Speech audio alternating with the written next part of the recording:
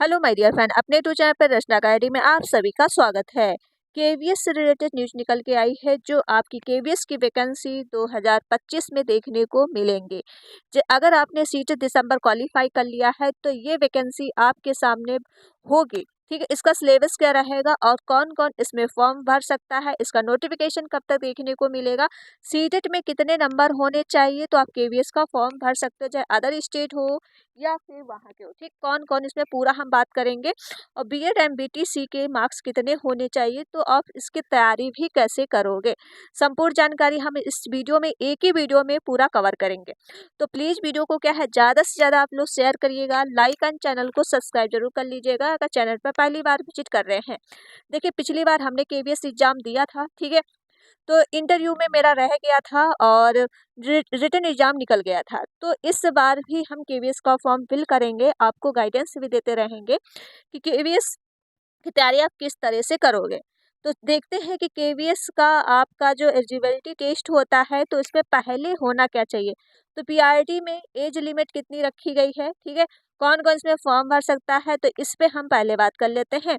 देखिए, पीआरटी में जो एज लिमिट रखी गई है 30 ईयर साल तक, ठीक है, और अगर आप फीमेल हो तो 10 ईयर छूट मिलेगी, मतलब अगर आप 30 ईयर हो तो आप मान लो 40 ईयर। और इसमें कैटेगरी वाइज से भी, मतलब अगर आप एससी हो, ठीक है, एससी हो एसटी हो तो 5 साल की छूट, चाहे मेल हो चाहे फीमेल हो, ठीक है, इसमें छूट मिलती है। ओबीसी के लिए 3 ईयर छूट मिलती है और आल फीमेल को इसमें 10 ईयर छूट मिलती है, जहां आप किसी भी कैटेगरी के अंतर्गत आ रहे हो, ठीक है। तो ये 30 ईयर लिमिटेड रखी गई है पीआरटी में। कौन कौन इसको फॉर्म भर सकता है, तो आप ऑल इंडिया से भी भर सकते हो, जहां से भी किसी भी कोने से हो तो आप इसको फॉर्म फिल कर सकते हो, इसमें कोई वो नहीं है।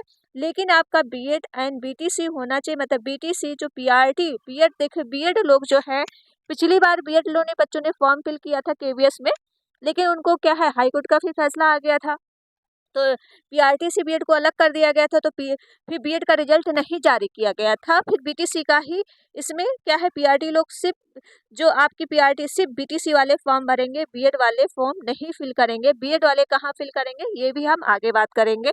और सीटेट में कितने मार्क्स होने चाहिए, देखिए सीटेट आपका क्वालिफाई होना चाहिए, ठीक, सीटेट आपका क्वालिफाई होना चाहिए। और कितने मार्क्स होने चाहिए क्वालिफाई, देखिए ओबीसी, ओबीसी, एससी, एसटी कितना मार्क्स होता है, 82 मार्क्स होता है। जनरल के लिए कितना होता है, 90 मार्क्स होता है। तो इसमें चाहे आप अदर स्टेट से हो चाहे आप कहीं स्टेट से हो, बस आपका सीटेट क्वालिफाई होना चाहिए, मतलब ओबीसी हो तो आपका 82 मार्क्स होना चाहिए, जनरल हो तो आपके 90 मार्क्स होने चाहिए, बस। इसके अलावा अदर स्टेट कह रहे होगे अदर स्टेट के हैं तो उसमें हम जनरल में मैम आएंगे तो 90 होना चाहिए कि 82, नहीं 82 होना चाहिए, ठीक है, अदर स्टेट वाले भी। इसका कास्ट सर्टिफिकेट यहाँ पे लगता है तो वो आपको बनवाना पड़ेगा, ओके।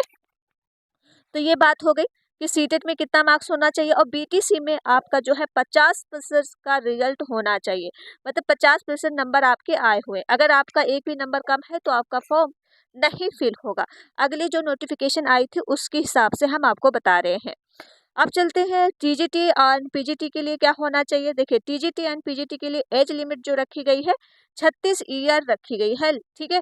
तो इसमें कौन कौन फॉर्म भर सकता है, तो बीएड बीटीसी वाले बिल्कुल नहीं भर सकते हैं, बीएड के स्टूडेंट इसमें फॉर्म फिल कर सकते हैं। और सीटेट में मार्क्स जैसे हमने बताया कि आप जिस कैटेगरी के अंतर्गत आ रहे हो, जैसे ओबीसी एससी एसटी 82 मार्क्स होने चाहिए, जनरल का जो है 90 मार्क्स, ठीक है। तो इतना होना चाहिए। एज लिमिट इसमें भी दिया गया है 36 ईयर, और इसमें भी फीमेल लोगों को छूट मिली है। तो ये आपका पीजीटी हो गया। अब ये हम चलते हैं कि आपका जो है पेपर मोड कैसा होगा, ऑनलाइन होगा कि ऑफलाइन। देखिए, पिछली बार आपका पेपर कैसा हुआ था, ऑनलाइन हुआ था, ऑफलाइन नहीं हुआ। अब ऑनलाइन हुआ था तो कंप्यूटर बेसिस से हुआ था, ठीक, कंप्यूटर बेसिस से हुआ था, तब आपका शिफ्ट वाइज से एग्जाम हुआ था। आपने देख ही लिया होगा कितना ज़्यादा पूछा गया था, और फिर आपका एनसीईआरटी से बहुत ज़्यादा पूछा गया था, कविताओं से रिलेटेड, ठीक है। अभी हम सिलेबस पे बात करेंगे क्या क्या पूछा गया था पिछली बार। और रिटन एग्जाम आपका देखिए होता है, ठीक है, जो आपको क्वालिफाई करना होता है, इसमें मार्क्स भी आपको अच्छे लाने होते हैं ताकि आपका जो इंटरव्यू जो आपका होगा, ठीक है, जैसे आप मान लो 180 का 180 पेपर आपका होता है, ठीक है, इसमें आपको जो है 130 प्लस तो मार्क्स आपको लाना ही पड़ेगा, मतलब 10 नंबर इससे ज़्यादा लाना पड़ेगा। पिछली बार ओबीसी का जो आपका कट ऑफ गया था आपने देख ही लिया होगा, 127 प्लस कट ऑफ गई थी, ठीक है। इसी तरह से जनरल का आपको पता होगा। तो इस तरह आपका ऑनलाइन पेपर होगा। और नॉर्मलाइजेशन होगा कि नहीं, देखिए नॉर्मलाइजेशन 100% होगा क्योंकि शिफ्ट वाइज से एग्जाम होता है। और किसी के नंबर घटते हैं कि आप छोड़ दीजिए, नॉर्मलाइजेशन जो नंबर है वो खुद ही लगा देते हैं कैसे लगता है, ठीक है। वैसे जो शिफ्ट इजी होती है, जो शिफ्ट टफ होती है, थोड़ा बहुत फर्क देखने को मिलता है। तो आपकी क्लास डेमो भी होगा, जैसे कि क्लास डेमो क्या होता है, जैसे आपको कविताएं कुछ भी डेमो करने के लिए दे सकते हैं, तो ये आपको ये इंटरव्यू के दौरान होता है। पहले तो आपका इंटरव्यू लिया जाएगा, फिर क्लास डेमो लिया जाता है कि आप किस तरह से पढ़ाओगे, किस तरह से करोगे। पहले तो आपको रिटन पे फोकस करना है कि रिटन एग्जाम क्वालिफाई होना चाहिए, फिर इंटरव्यू, क्लास डेमो, ठीक है। अगर खुद से नहीं हो पाता है तो आप किसी का बैच ले लीजिए, तो उससे आपका हो जाएगा।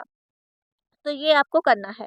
अब चलते हैं अगले पॉइंट पे। रिटन एग्जाम जो है आपका, देखिए 180 मार्क्स का होता है, 3 आवर्स आपका 3 घंटे का होता है। और इसमें निगेटिव मार्किंग नहीं है, नो, निगेटिव मार्किंग कोई भी नहीं है, तो आप तुक्का आराम से लगा सकते हो, ठीक है। और नॉर्मलाइजेशन होगा ही, 100% होता है क्योंकि शिफ्ट वाइज से आपका एग्जाम होता है। तो उसमें कोई आपको प्रॉब्लम नहीं होगी, क्योंकि नॉर्मलाइजेशन लगता है जब आपके नंबर भी इसमें घट और बढ़ भी सकते हैं, दोनों होता है, ठीक है। तो आपके 3 घंटे का एग्जाम होता है। अब एग्जाम मोड पे सिलेबस क्या है, तो लो सिलेबस की आगे बात कर लेते हैं कि पीआरटी का सिलेबस क्या है और टीजी पीजीटी का। ये सिलेबस आपका पीआरटी में 4 पार्टों में बटा हुआ है, ठीक है। और इसी तरह से इसका भी 4 पार्टों में आता। पहले पार्ट में आपका जो सिलेबस पूछा जाता है लैंग्वेज से रिलेटेड, जो आपका हिंदी एंड इंग्लिश, ये ग्रामर इसमें पूछी जाती है, जो आपके 20 मार्क्स का पूछा जाता है, ठीक है। सब ग्रामर पूछी जाती है, तो ये आपको करना है। सेकेंड पार्ट में आपको जनरल मतलब जनरल नॉलेज, करंट अफेयर जो आता है, ठीक है, और रीजनिंग इसमें पूछा जाता है। और साथ में कंप्यूटर का नॉलेज भी होना चाहिए।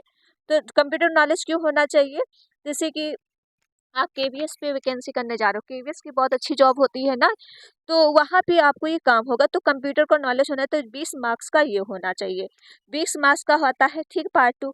अब पार्ट हम 3 की अगर बात करते हैं, तो पीआरटी में जो पेडागोजी पूछी जाती है सबसे ज़्यादा, पेडागोजी जो आप सीटेट का पढ़ रहे हो भाई, जो सीटेट का पेडागोजी करते हो, सेम पेडागोजी वही पूछी जाती है आपकी पीआरटी का। बस थोड़ा लेवल इसका हाई होता है, थोड़े क्वेश्चन हार्ड पूछे जाते हैं, बट सीटेट का ही पूरा पेडागोजी रहता है। अब टीजीटी पीजीटी में जो पेडागोजी पूछी जाती है वो 40 मार्क्स का पूछा जाता है। और इसी तरह से टीजीटी पीजीटी का भी मतलब 20-20 मार्क्स का होता है, ठीक है। ये लैंग्वेज है उससे आगे देख लो। पार्ट 4 में जो आपका है पीआरटी, जो 80 मार्क्स 80 मार्क्स में फिर से रिपीटेड होता है, हिंदी होता है, इंग्लिश होता है, मैथ होता है, ठीक। इंग्लिश, मैथ, ईवीएस, जो आपकी ईवीएस सारा आपका एनसीईआरटी बुक से ही पूछा जाता है। आपको सबसे ज़्यादा एनसीईआरटी बुक फॉलो करनी है, क्योंकि पिछली बार आपने देखा होगा कविताओं से रिलेटेड पूछ लिया गया था, ये किसने कविता कहा है, इस लाइन को किसने बोला है, ठीक है। तो ये चीज़ आपको क्या है 80 मार्क्स दिलाएगा, जो आपके सब्जेक्टिव वाइज से पूछा जाता है, जैसे मैथ है, ईवीएस है, ये सब, ठीक है। तो ये आपको करना ही पड़ेगा। अब आपका जो हो जाएगा टीजीटी पीजीटी, ये आपका सब्जेक्ट से पूछा है, जिस सब्जेक्ट ने आपने किया है। जैसे अगर आपने मैथ से किया है तो 100 मार्क्स आपको मैथ, साइंस से किया है तो 100 मार्क्स आपका साइंस से। और पीआरटी में ऐसा नहीं होता, पीआरटी में सबका इक्वल रहता है, जैसे आप इसमें सारे सब्जेक्ट पूछ लिए जाते हैं, 80 मार्क्स का आता है। तो ये पूरा सिलेबस हो गया। और इसका नोटिफिकेशन कब तक देखने को मिलेगा, आगे हम बात करते हैं कि इसका नोटिफिकेशन। देखिए नोटिफिकेशन पिछली बार जो आपका हुआ था फरवरी, ठीक है, फरवरी हुआ था एग्जाम, तो इस बार भी आपका जो है फरवरी के आसपास नोटिफिकेशन देखने को मिल सकता है। तो आपके पास टाइम बहुत ही कम है, तब तक आप पिछले पेपर देख के तैयारी करिए कि पिछला पेपर किस तरह से हुआ है, या फिर हम आपको पिछला पेपर करवा देंगे, ठीक है, किस तरह से एग्जाम हुआ है। और सबसे ज़्यादा सीडीपी आप क्या है पेडागोजी जो हमने पूछा, पूरी आपकी सीटेट की सीडीपी है, जो आप सीटेट का कर रहे हो, कुछ भी चेंजेस नहीं है, ठीक है, कुछ भी चेंजेस, बस इसकी पेडागोजी थोड़ी हार्ड आती है और कुछ भी चेंजेस नहीं है। तो आपको ये वीडियो पसंद आई होगी, तो प्लीज़ वीडियो को आप क्या है ज़्यादा से ज़्यादा आप लोग शेयर करिएगा, लाइक एंड चैनल को सब्सक्राइब। अगर कुछ भी अब डाउट अभी भी रह गया तो आप कमेंट में पूछ सकते हो, तो कमेंट का आंसर हम आपको कमेंट में ही दे देंगे। मिलते हैं नेक्स्ट वीडियो में। Thank you friend.